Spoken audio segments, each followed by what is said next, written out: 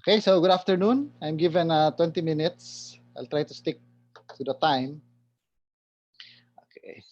So the title of my presentation is Between Feminism and Masculinity, Understanding the Role of Men in Feminism. Okay. The central question of this study is what is the role of men in feminism? In other words, what is the business of men in feminism? This question is relevant on a personal note because I myself, okay, identifies as a masculine, okay, and I think from our discussion this morning is biologically a male. So this is something personally relevant to me. This question, and also because I have engaged in feminism for I think more than 20 years as a student, learning gender sensitivity. Okay, before more focused on the role and rights of women, and later in graduate studies, learning different theories about feminism and gender. So that's the relevance of the question for me personally. On the theoretical level, okay, I think the question is also something that should confront us in engaging feminism, which is something that I welcome because, as I have observed, many of us are okay. Uh, Many of us here in this discourse about the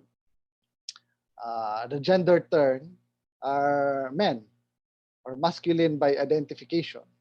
Okay, and many even paper presenters would be discussing about feminism, okay, as one identifying as a male. But generally, I think the discourse here of men's role in feminism has been put in a very negative light. Okay, in an antagonistic relation between feminism and masculine thinking. Okay, and that's something that I would like to attempt to rehabilitate as we move along. In fact, there are proposals I have encountered like male feminism, which of course something that is highly criticized, and we will see it later. So with that question, the thesis I would put forward would be that the understanding the role of men or masculinity in feminism or feminist theorizing would entail a reorientation. This means the recognition of not the antagonistic relation, but more of agonistic relation, which I will try to differentiate later, between masculinity and feminism as a way to provide also a corrective to both theoretical frameworks. So in other words, by trying to emphasize on the tension, okay, it would be productive for both theoretical frameworks, and it would be informative for both these frameworks in directing the trajectory of their theorizing. And this would also mean that while feminism can help reshape the discourse on manhood, which we will see later, the theoretical challenge provided by what is considered as masculine form of theorizing or masculine thinking can also reshape the trajectory of feminist theorizing. I will try to share some examples from my readings later. So the outline, there would be mainly three uh, sections that would attempt to answer, to expound on the main thesis. First, by going back to feminism, which is concerned with shaping of women's identity. So the identitarian way of understanding feminism. And later, its impact also on the reorientation and re-understanding of masculinity, or what we would like to call as the understanding of manhood. Okay, and pursue this later. Okay, in terms of the other side of the corrective, which is the impact also on feminist theorizing. Okay, so let's move to the first part. So feminism as the shaping of women's identity. The discourse of feminism that I am familiar with, that I've encountered in my graduate studies, are centered on sexual difference. Okay, I think popularized by Luz Irigaray. Okay, this idea of feminism has focused on a critique or a departure on the idea of the equality thesis, where the equality thesis is defined as a principle as trying to affirm the advocacy that men and women should be equal, but couched in the language of neutrality, so that the whole idea of equality is presupposed as something neutral, something gender fair, or something gender blind even. And I think highly influenced by the liberal framework of treating each one equally, okay, and presuppose that each one are treated with the idea of neutrality. This approach to feminism, okay, yung the idea of sexual difference, however, questions the idea of neutrality behind the advocacy of the assertion that women had to be equal with men, because it is premised on the idea that men is the main point, or men rather, are the main point of reference.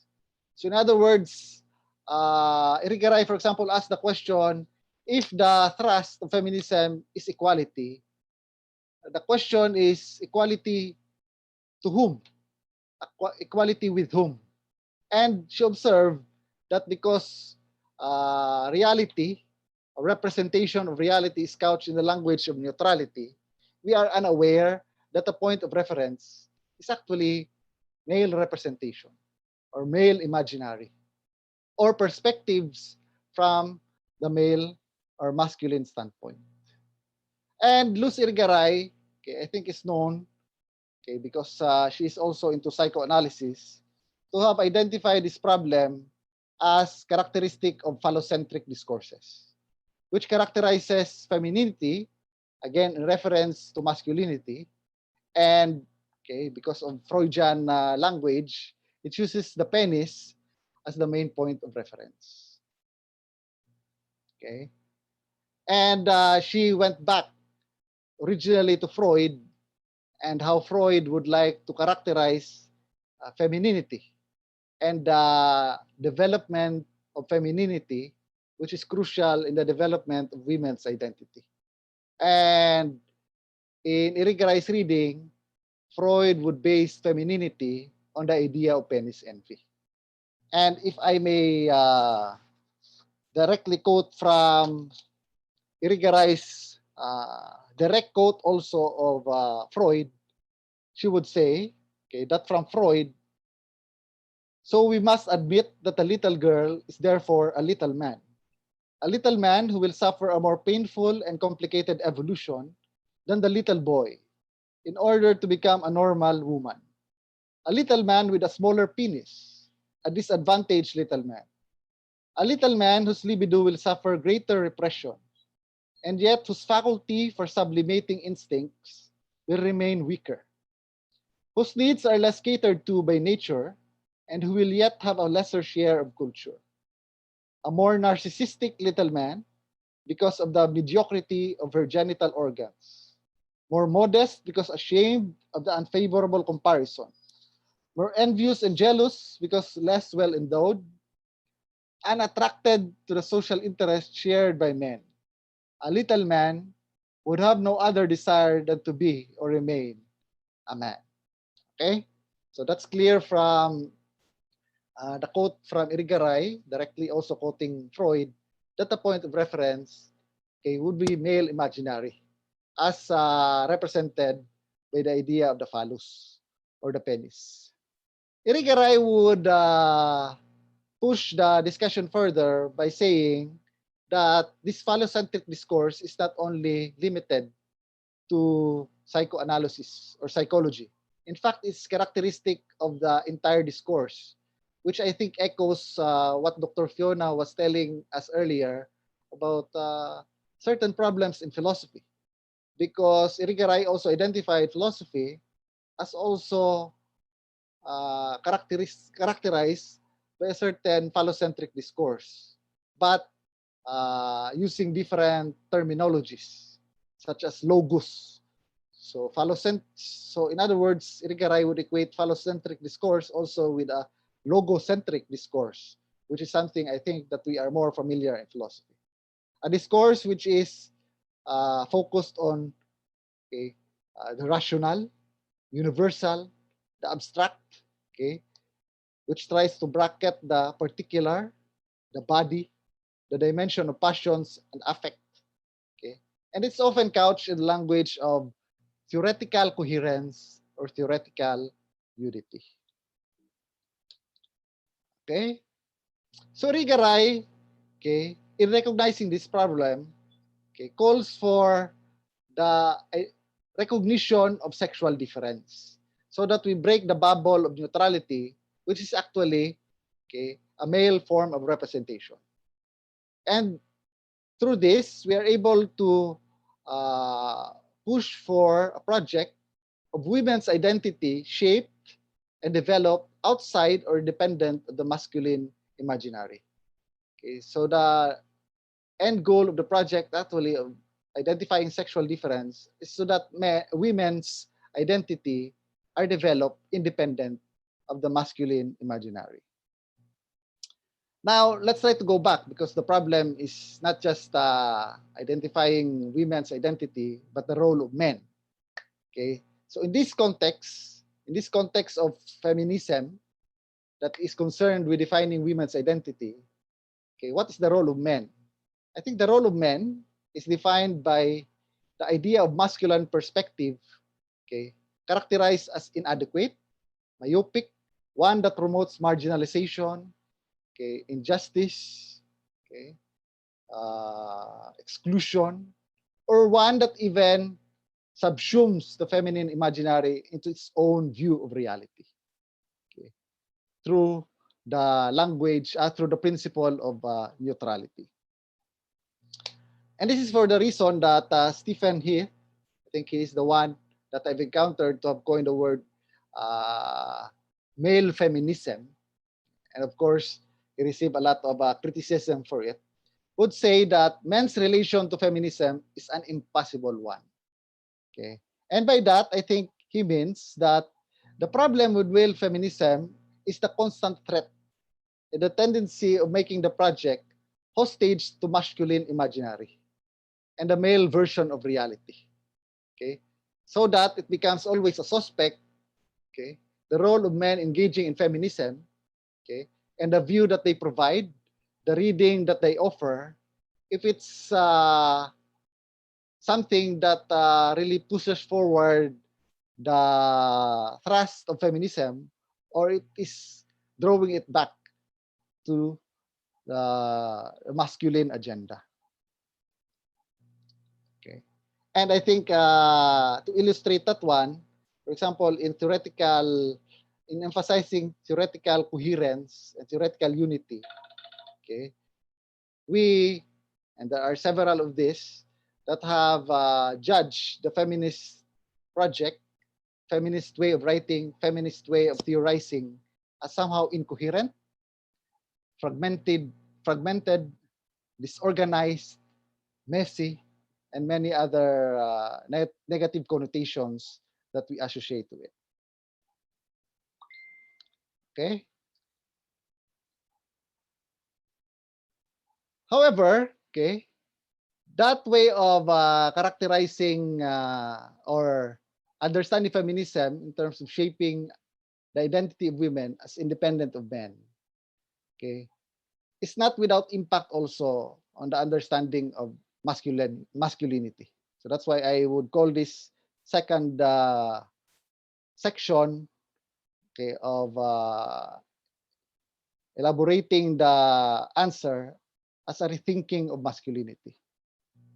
The problem associated with masculinity or masculine form of thinking has already been suggested by these authors, I don't know if you have encountered them, Sam Kean, Robert Bly, they're famous for the works Fire in the Belly or Iron John. Okay.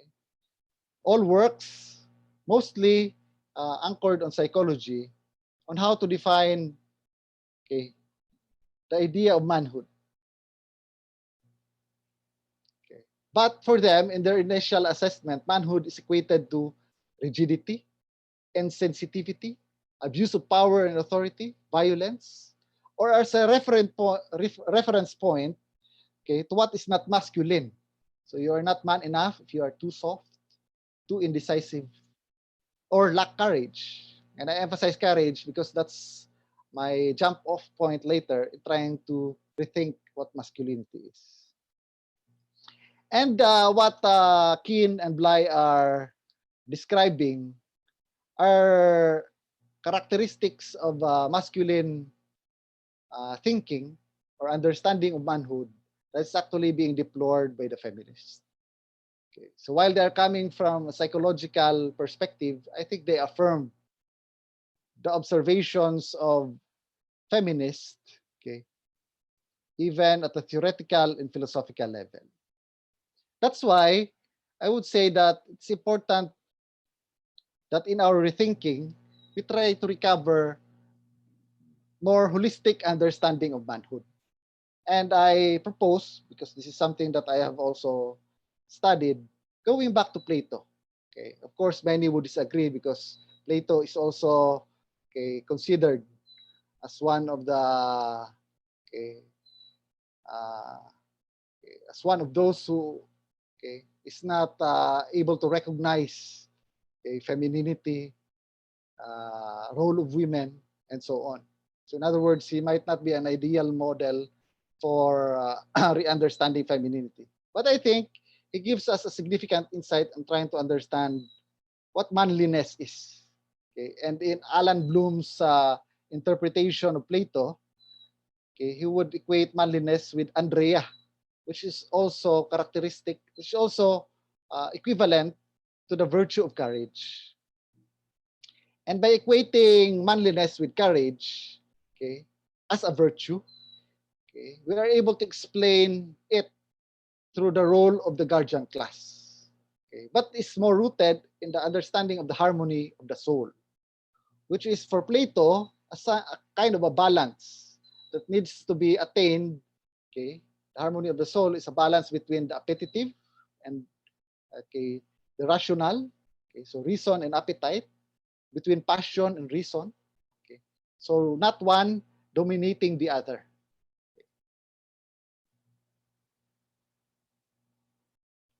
And again, it is best represented by the Plato's discussion of the guardian class, because in his attempt to show the needed rigorous or extensive training that a guardian class should go through, it's not just actually developing passion, wildness, okay, but also even taming wildness to be able to, okay, equally develop also the reasonable part. So that in Alan Bloom's presentation, it would be the taming and passion, okay, and hardening of reason.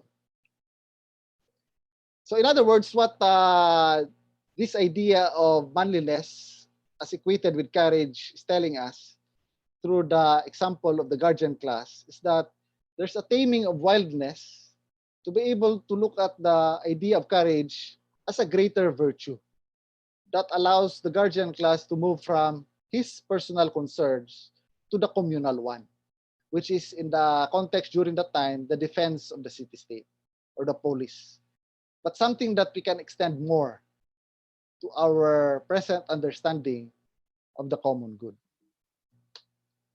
Okay. So in other words, courage means harmony, balance, okay, and concern for common or communal good. And in the language of Keane and Bly, it is a movement from wildness, okay, which is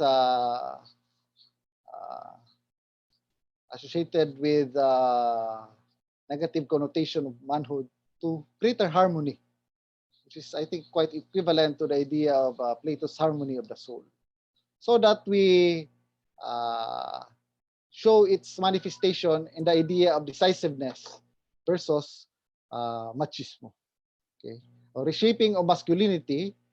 Okay, or the idea of theoretical coherence. Okay, from being abstract principles towards a holistic view.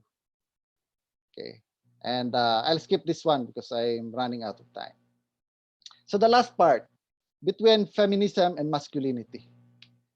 Okay, again, I have in the beginning tried to show that the assertion here is that the relation should be moving from antagonism, where one tries to supplant the other or defeat the other.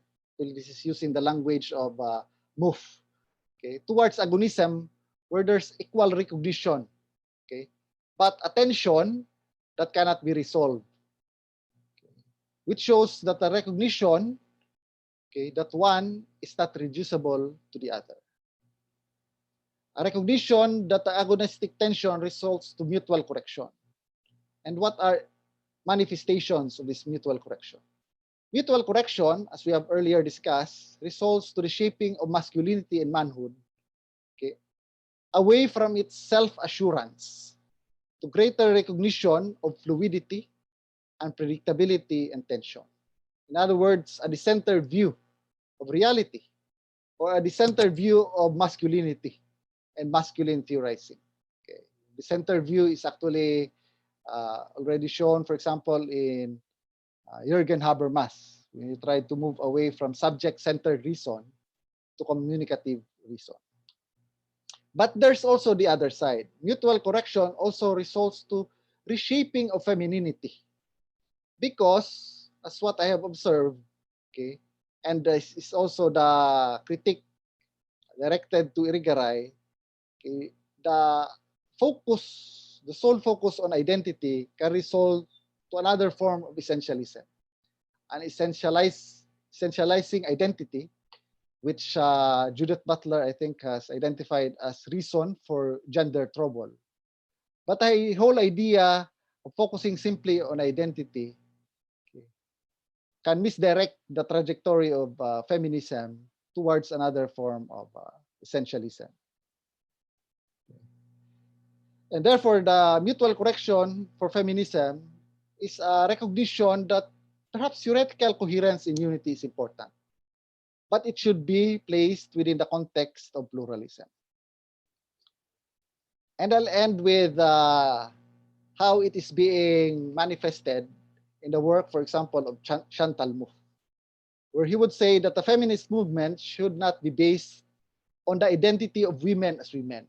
I think she is criticizing yung identitarian politics or identitarian view associated with Irigaray, but should be based on the recognition of subject positions. And by subject positions, she's saying